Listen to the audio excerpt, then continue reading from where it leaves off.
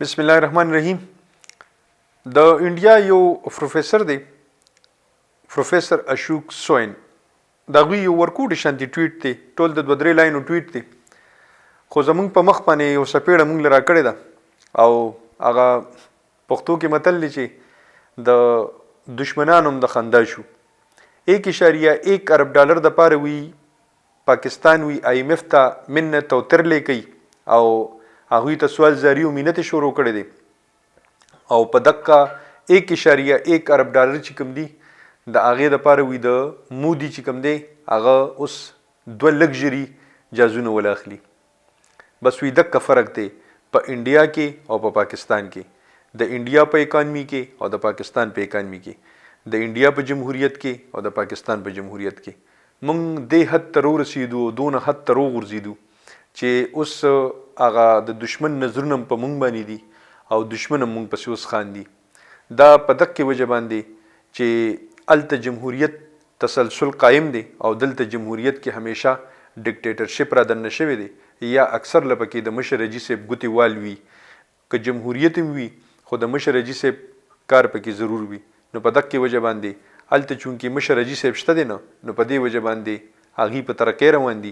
اوس په دې وخت کې د هغه ځای کې د مهنګایۍ مقدار چې کم دی د دې دونه غټ سټیټ نه باوجود چې په اربونو کې د هغې آبادي ده 5.6% الته اوس د مهنګایۍ ریشو ده او مونږ دلته په 31-32% کې یو. صرف په منځ کې دغه یو بونډري ده، یو طرف ته شیز دومره ګران دی او بل طرف ته ښه ارزان دی. دا هم په دقې وجه باندې چې الته جمهوریت تسلسل دی، بل د چا غلامۍ کې نه دي، دریم د چا تسلط کې نه دي، څلورم خپلې فیصلې په خپله کوي او د خپلو عوامو دپاره او د هغوی د مفادو دپاره لګیا دي. د خوا کې د رشیا نه تیل اخلي، د رشیا سره ډیلینګ کوي او د هغوی نه ټول مفادات د خپل ملک دپاره او د خپلو عوامو دپاره حاصلي. په دقې وجه باندې هغوی په ترقۍ روان دي او موږ په تنزلۍ روان یو. موږ اوسه پورې دا فیصله ونه کړله چې زمونږ فوج او سیکورټي ایجنسیانې دا به الیکشن وکړي شي او که ونه کړي شي. همدقه سیکورټي ایجنسیانې زمونږ په قطر کې د فیفا ورلډ کپ دپاره حاضر دي، هلته تللی شي.